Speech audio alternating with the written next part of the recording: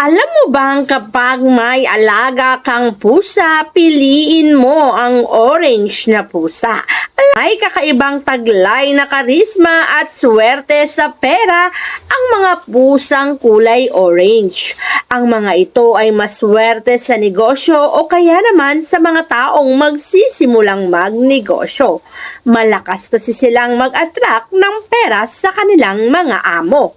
Kapag ang orange na pusa ay nasa tahanan mo, mararamdaman mo na unti-unting gumagaang ang buhay mo.